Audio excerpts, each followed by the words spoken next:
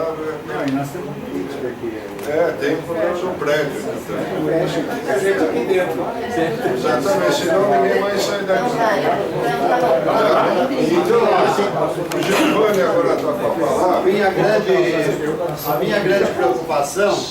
minha grande preocupação, que tem a ver com a minha tese de doutorado, inclusive, que é uma coisa que eu tenho estudado muito a fundo ultimamente, é com relação à emergência, que eu entendo dessa forma, é a emergência da habitação popular, da habitação de baixa renda, para a qual a gente não tem dado muita atenção no Brasil e está produzindo situações aberrantes como essa de São Paulo, em que as pessoas estão morando em barracas na cidade.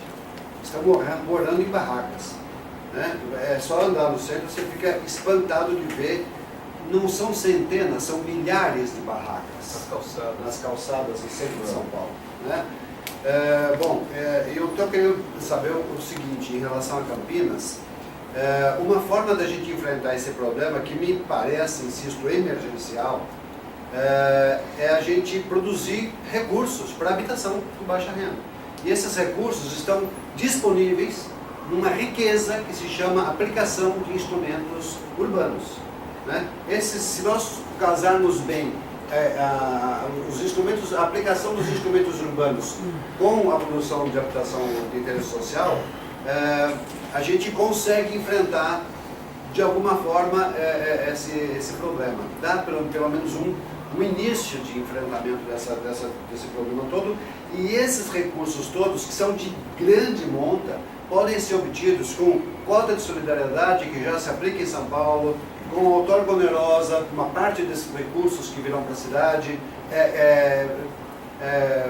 casando mesmo, pegando uma parte percentual, deixando na lei claramente que uma parte percentual X de arrecadação de outorga onerosa se destinará à habitação de interesse social. É o Fundo Municipal de Desenvolvimento Urbano. Exatamente, operação consorciada é a mesma coisa, IPTU progressivo é a mesma coisa, preempção também. Então, a aplicação dos instrumentos, eu queria saber se vocês estão prevendo, já no plano diretor, essa possibilidade de casar. E um item também que tem que ser observado é planejamento familiar.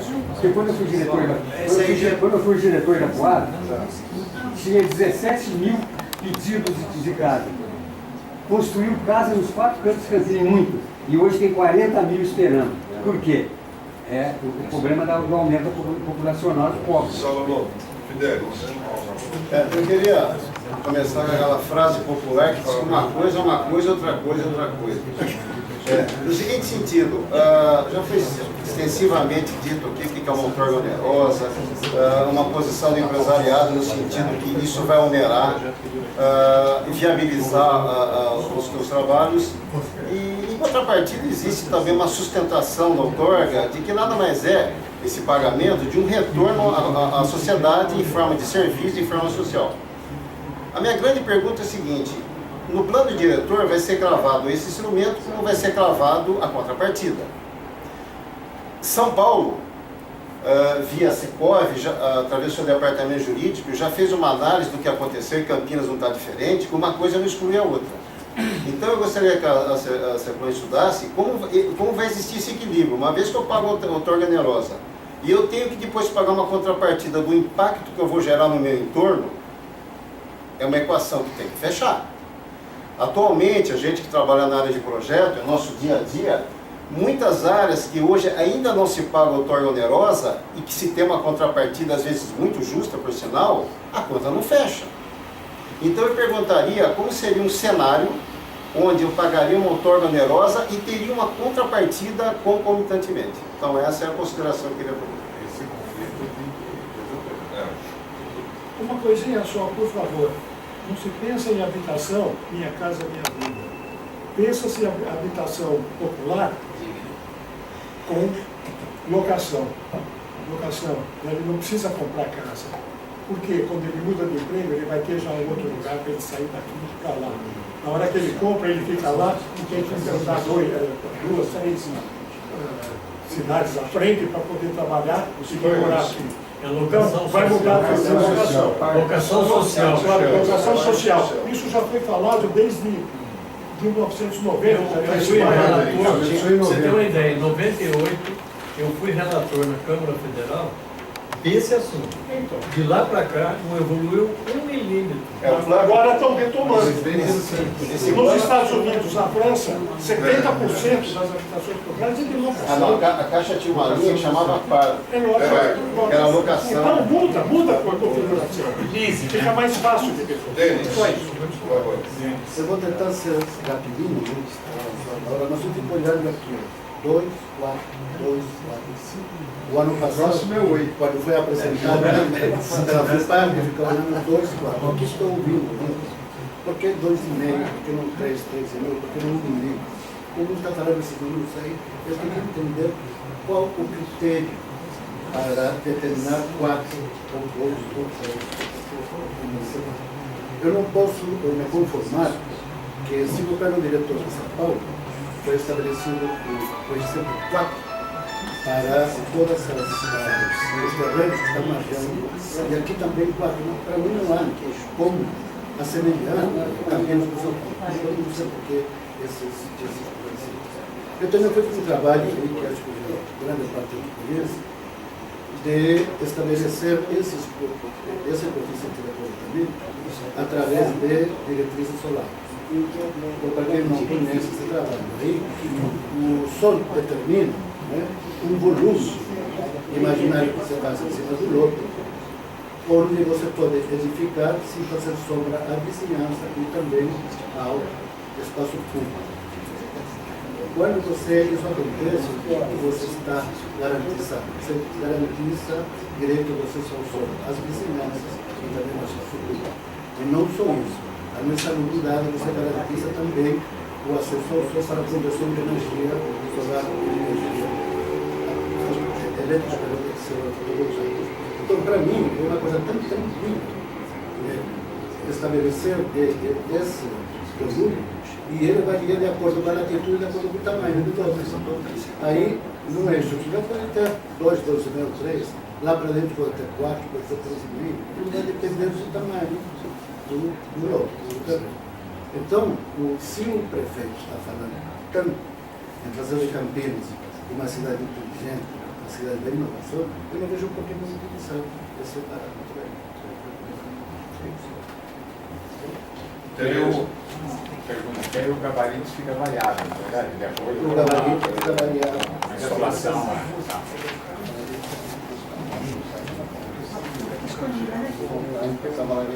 Eu queria falar da esteira de todo mundo. Eu não sou arquiteto. As minhas perguntas são diferentes. Não, eu sei, mas o posicionamento é diferente. Eu queria comentar que eu estou de costas, não. Esse negócio do coeficiente, você não leva em conta várias coisas que a gente tem visto no Condema e que eu sempre faço os pareceres em cima disso e quase apanho, né? Mas beleza, eu vou continuar fazendo porque eu acho que você tem que olhar o todo. Não adianta olhar só a árvore, qual é a chance da árvore, menos que a nossa. Então, claro que ela tem que estar lá, mas é muito difícil você só pensar nela. Então, por exemplo, vou dar só um exemplo. Água, a gente já não tem mais. Né? Estamos super mal de água. Luz, é absurdo o que acontece aqui. Eu tenho visto a CPFL instalar poste em prédio novo. Ou seja, ela vende um troço que ela não tem. Aí ela vai lá e põe mais um poste, mais 2 postes, igual eu vi outro dia lá no Cambuí, do lado do Bradesco. O cara tirou uma árvore, botou um poste com transformador e atravessou um fio para jogar para o outro lado. Ou seja, planejamento zero.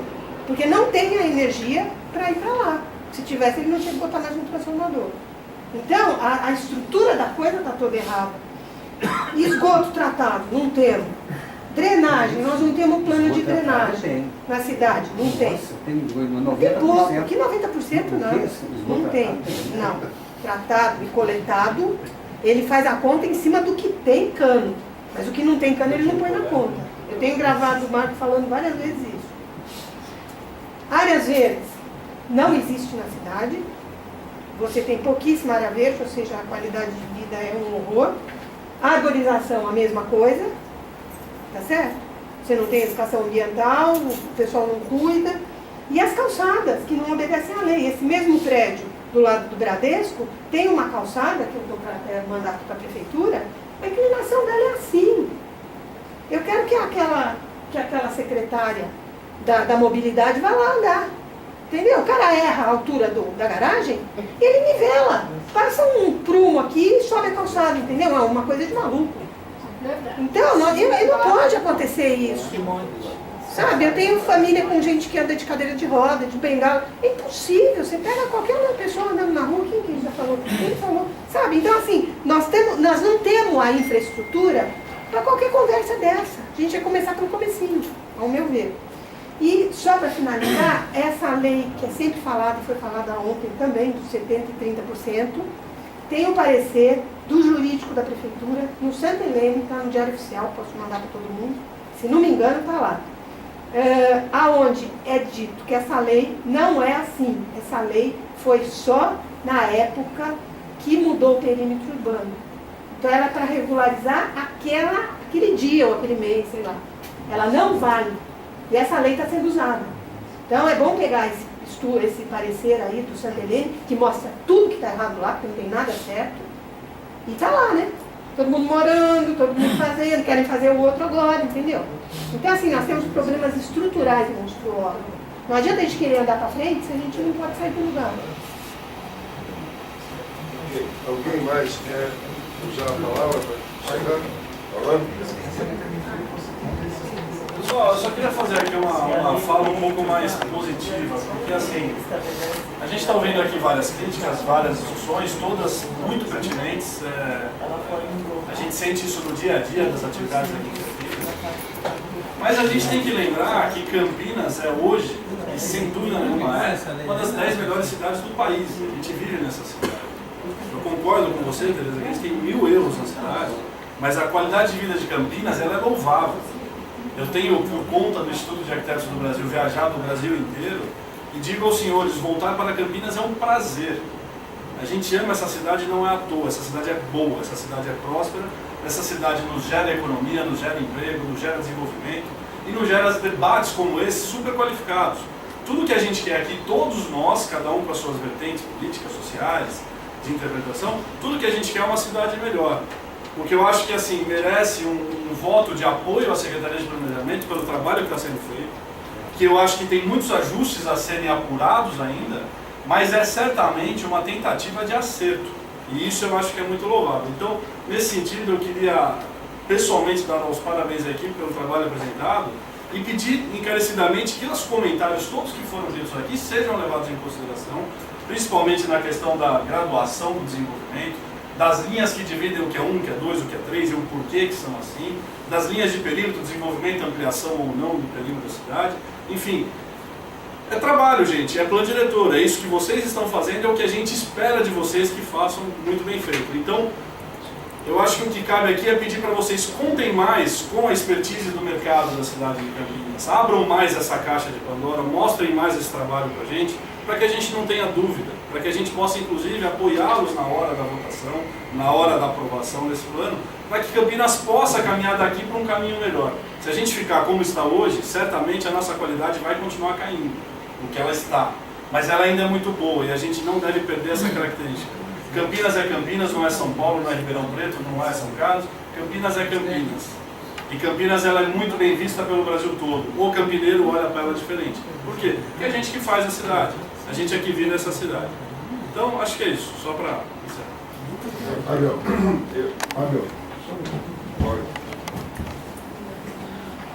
Questão, eu poderia falar mais algumas coisas, tal, mas dado o adiantado da hora, eu queria me ater no seguinte. A gente sabe muito pouco do que se pretende do plano diretor. Certo? E a questão maior, já foi dita aqui, as pessoas conhecem o território, podem contribuir muito.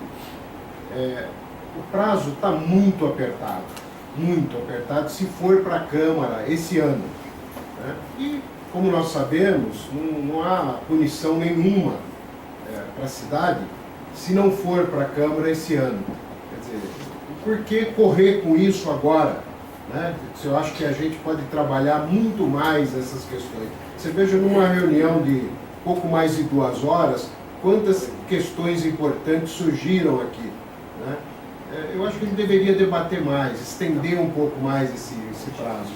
Né? Nós é que Afinal, damos prazo. FUAD Só a gente não disse fazer parecer aqui, que não vai olhar pra para a Câmara. cidade de Tá? 50 anos, concordo, Tá na nossa olha para mão. ela 50 anos e vai revendo de vez em quando, porque planejamento é isso. Tô querendo. Planejamento é revisão Tô querendo. também. Né? E o plano diretor, nós sabemos, ele não passa só pelo desenvolvimento imobiliário, ele passa por questões físicas, passa por questões ambientais, econômicas, sociais, territoriais. Né? Então a coisa ela é muito grande. Né? Então a minha proposta é que não se corra agora com isso. Se não deu até agora para a gente debater um pouco mais, vamos esticar um pouquinho isso. Ok. Antes de eu agradecer a todo mundo ter ficado e aguentado, são 9h30 da noite praticamente, passar a palavra para o público encerramento, lembrando que no dia 5 nós temos a segunda reunião e já vamos começar com o que a gente terminou nessa, para dar uma continuidade no assunto. Em primeiro lugar, mais uma vez agradecer não só a oportunidade que nós estamos tendo de debater essas questões, né, e de interagir entre o que nós estamos assim elaborando e trabalhando, que precisa ser compartilhado, precisa ser debatido, discutido com todos os setores, porque é como o Márcio estava falando, o plano diretor é uma coisa mais complexa, envolve questões de diferentes temas como o meio ambiente, o social, o econômico, o político, o cultural, né? A inovação, o desenvolvimento tecnológico. Então, as colocações que foram feitas aqui hoje, eu tenho assim uma convicção de que a grande maioria das colocações são muito pertinentes. Muito pertinentes. E que é necessário que realmente a gente não adote uma posição de que, olha, a Secretaria é um órgão, vamos dizer, e outros órgãos de governo, são órgãos técnicos, né, conhecem tudo, tal, e impor uma soluções. Pelo contrário, um plano diretor, assim como outras questões que envolvem o desenvolvimento da cidade, em seus mais diversos aspectos, se não for discutido com, pelo menos, aquilo que é de mais organizado da sociedade, ele não vai corresponder às aspirações, aos desejos da maioria da população e aos objetivos maiores que a gente tem. É uma oportunidade, eu vou até falar sempre, é uma oportunidade histórica que nós estamos tendo, né, de estar tratando desse assunto nesse momento. Né, e então, uma discussão como essa é muito rico. Assim a gente pudesse repetir e reproduzir essa com muitos outros setores. É que existem problemas que às vezes não estão sob a nossa governabilidade. Né? Por exemplo, o pessoal fala muito em participação popular. Por mais esforço que a gente faça, a população popular, a participação da população é difícil, não é fácil. Até, né, porque não são todas as pessoas que têm a compreensão necessária de que participar é fundamental, que participar é importante. É uma minoria. E são os setores mais organizados, né, da sociedade que têm um pouco essa visão. É isso que nós vamos fazer. Então, assim, essa questão do plano diretor ser desse ano, do ano que vem, não sei, existe aí solicitações para nesse sentido. Agora, temos que pensar nisso, e a decisão final é do prefeito. Então, a decisão do gabinete de não discutir durante o processo eleitoral, na qual também estou de acordo. Porque vocês imaginam introduzir uma discussão de plano diretor num processo eleitoral. Num processo eleitoral também extremamente curto, com regras completamente absurdas, né, que nós estamos vivendo. Eu tenho assim, uma convicção de que outra eleição com essas regras não vai acontecer. Né? 2018, provavelmente as regras sejam bastante diferentes. Né? E precisa ser até para ter uma eleição mais democrática, mais ampla, mais debatida, né? E o plano diretor é um assunto que cabe nesse sentido. Então, nós vamos conversar sobre isso. Agora, essa ideia, por exemplo, de ter um cenário de 20, 30, 40, 50 anos, eu acho extremamente correta. A outra ideia de que nós temos que ter um planejamento permanente, nós temos que monitorar, nós estamos discutindo isso, inclusive, monitorar, fazer a gestão do plano diretor e fazer as alterações necessárias no momento em que elas se colocarem na realidade. Não é? Porque, não, agora só daqui 10 anos. A lei de uso e ocupação do solo é de 1988, gente. Pega não é que não foi bem feita, não é isso. Não. Nós conhecemos quem fez.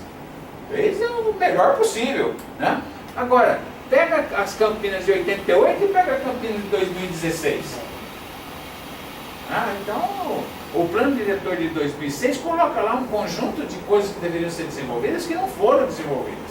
O esforço que nós estamos fazendo é exatamente, nós temos um passivo tão grande nessa questão do planejamento urbano que a própria secretaria é uma secretaria que não tem condições estruturais, né? Embora tenha bons técnicos, não tem condições estruturais de responder a tudo isso. Por isso que a discussão com a sociedade se torna mais importante ainda. Então, eu agradeço essa oportunidade de estar aqui discutindo e acredito e tenho assim, vou trabalhar para que outras discussões, outros debates ocorram de forma mais ampla, para que a gente possa, né? Também não adianta adiar o plano diretor para as calendas gregas, como a gente fala, né? Nós temos que cumprir certos objetivos e certas metas dentro de um determinado tempo. Se esse tempo não é suficiente, vamos ver se é possível ampliar esse tempo ou não. Se não for possível, nós vamos fazer o melhor dentro desse tempo, independentemente de que as questões possam continuar sendo discutidas e legislações serem elaboradas e submetidas à Câmara e aprovadas. Então, era isso que eu gostaria de dizer e eu acredito que traz para a nossa equipe